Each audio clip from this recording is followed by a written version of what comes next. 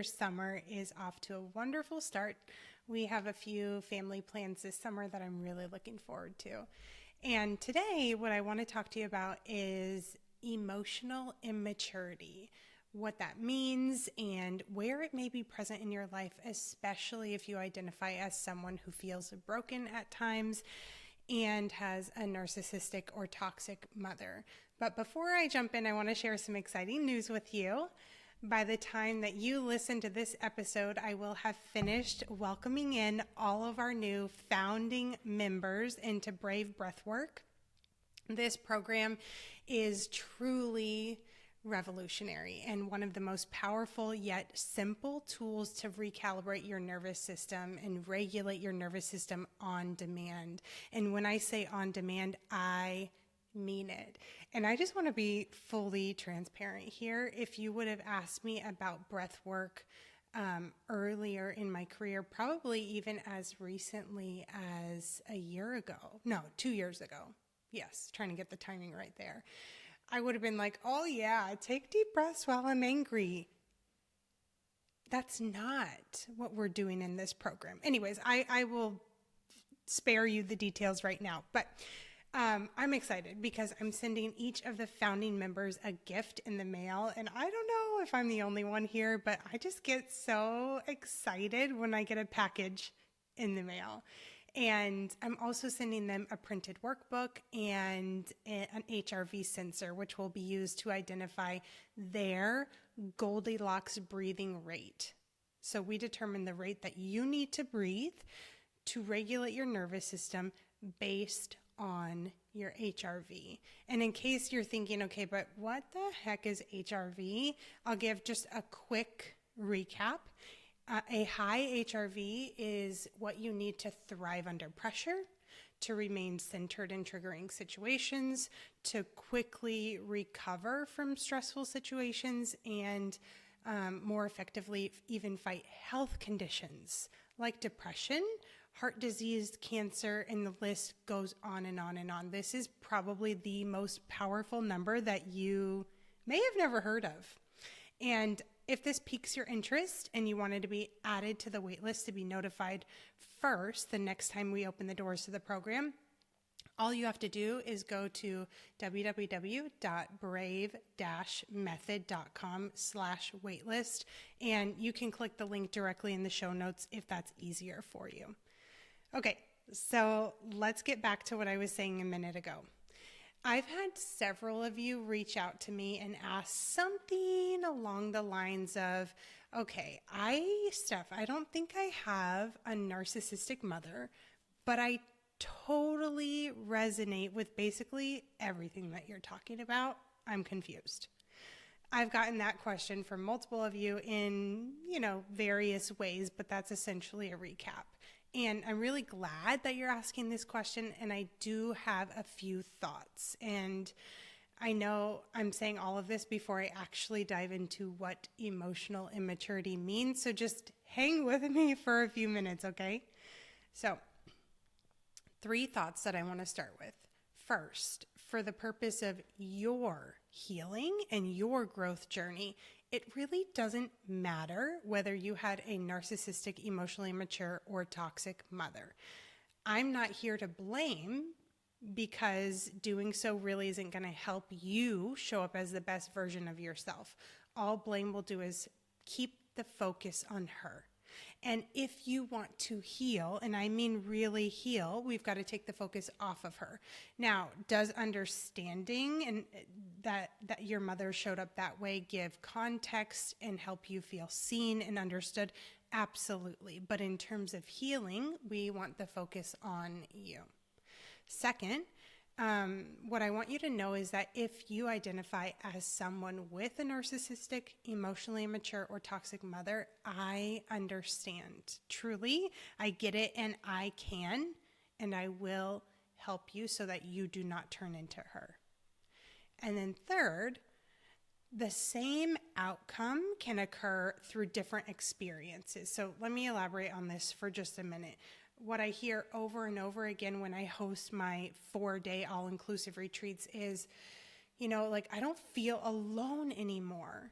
And what the attendees are picking up on is, although we have been through different circumstances, different struggles, different challenges, how we feel and the problems that we face overlap to a large extent. And if you pause and think about this principle, happens everywhere in our lives, whether it's in a work situation or not. Like, there are a number of ways, number of paths to reach the same outcome. So that's true here.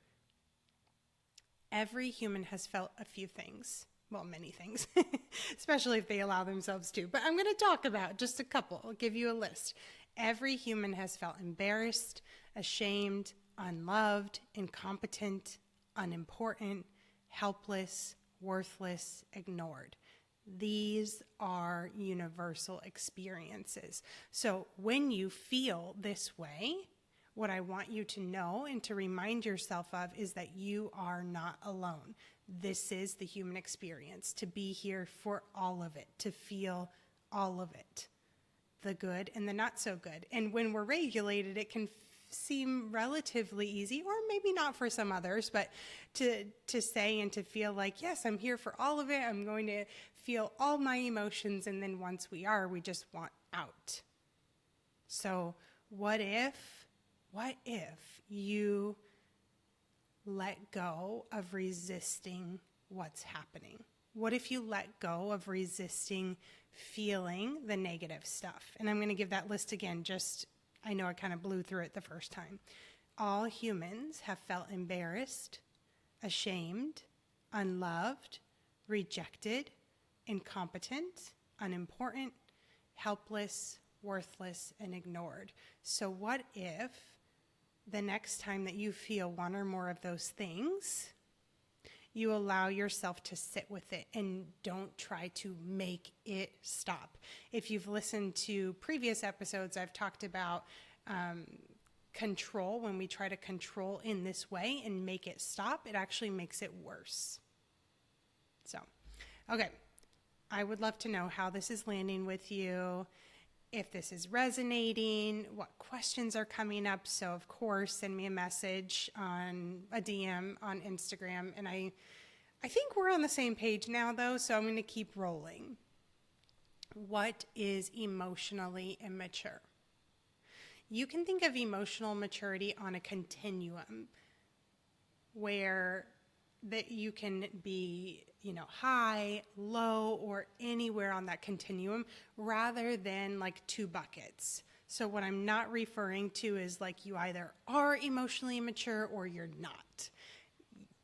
You're somewhere on a continuum, and so is everyone else in this world. And so the goal is to continually work to move higher on that continuum. It really is a journey, like that saying, goes. It's a journey. I'm going to share with you 10 signs of emotional immaturity. And what I want you to do is I want you to not just listen to this list and think of all the people that you know that show up this way.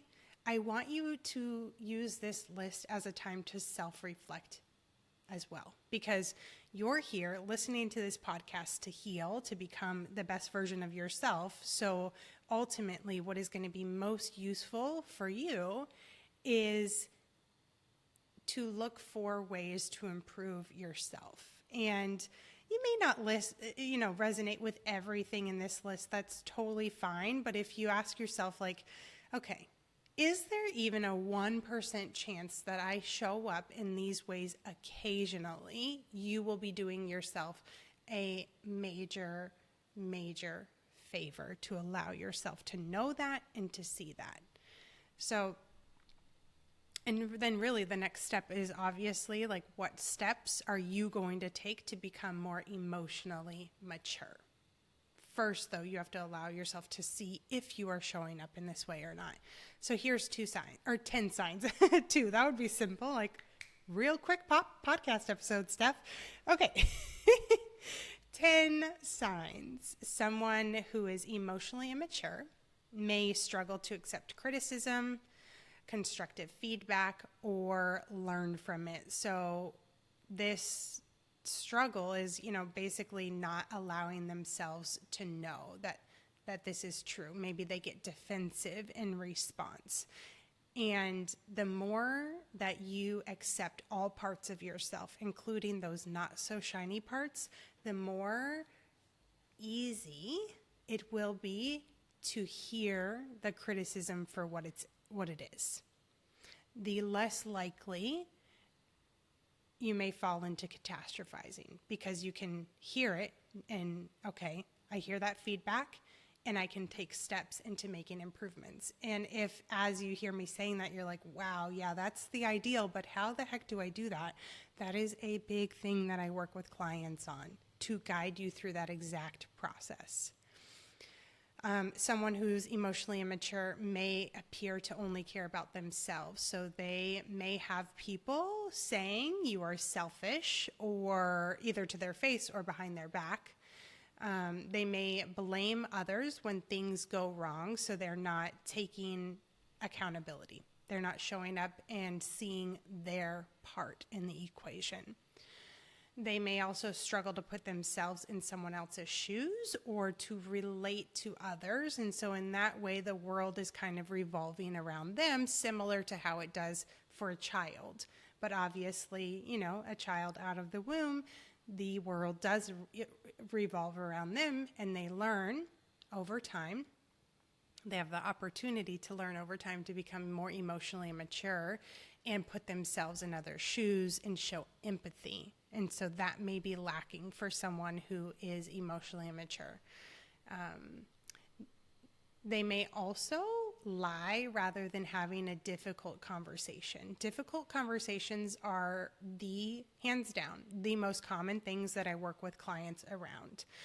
For most people, we never learn how do you have a hard conversation in a way that you're going to walk away from that conversation and feel good. And so I love taking people by the hands and showing you exactly how to do that. Difficult conversations can be really triggering for people. It can bring up a lot of fear about rejection and what ifs, and I've already tried it, and it's not going to do any good anyways if I say something. So very easily people can fall into lying rather than having that conversation.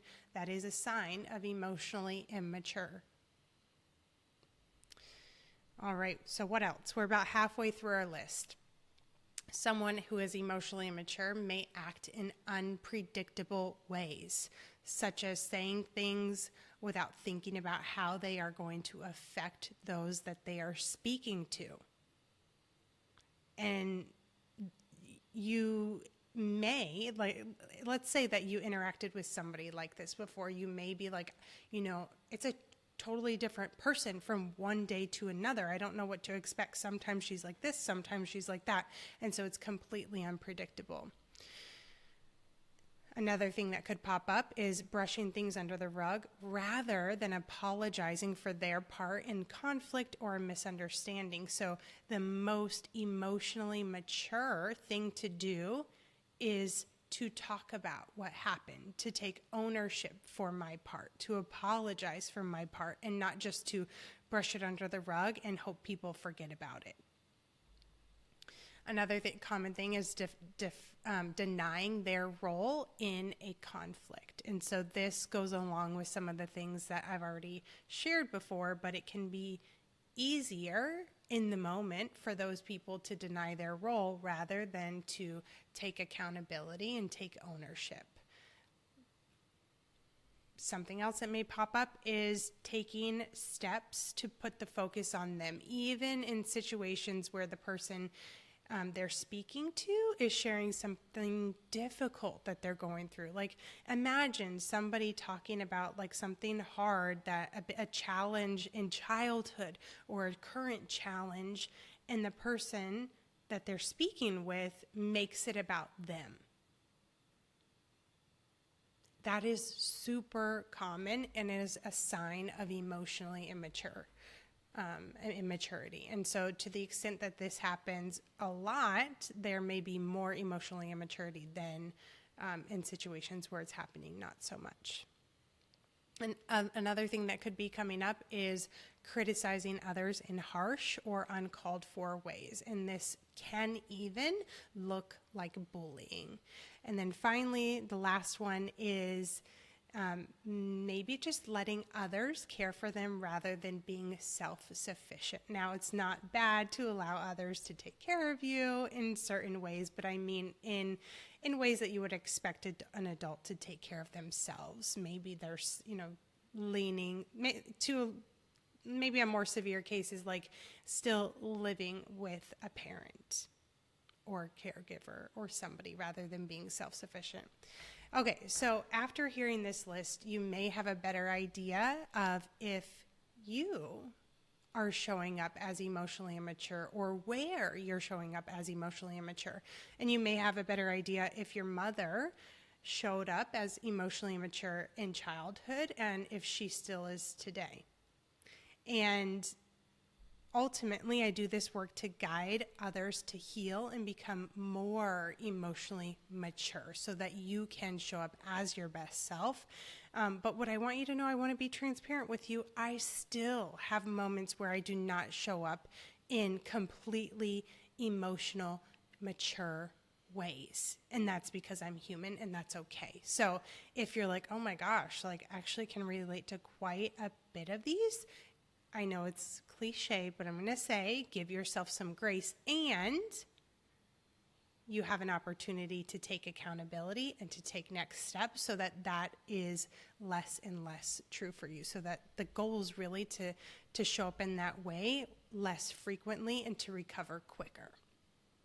Okay, so you can see, though, how easy it is for negative patterns to be passed from one generation to the next generation. What we are exposed to by our caregivers, by our parents, plays a large role in how we show up until you choose to make the empowered choice to break the generational cycle.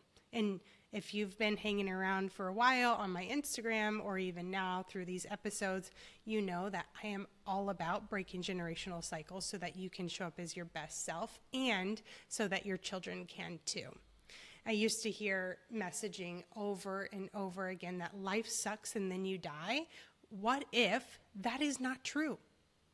What if there were very concrete steps that you could take to feel good about yourself, to feel proud, to feel alive, to feel happy, thriving, and unstoppable? Life does not have to feel this hard. And I am so happy that you are here. Thank you for listening. Send me a DM on Instagram and let me know what resonated with you today and what questions you have. I will catch you next Tuesday.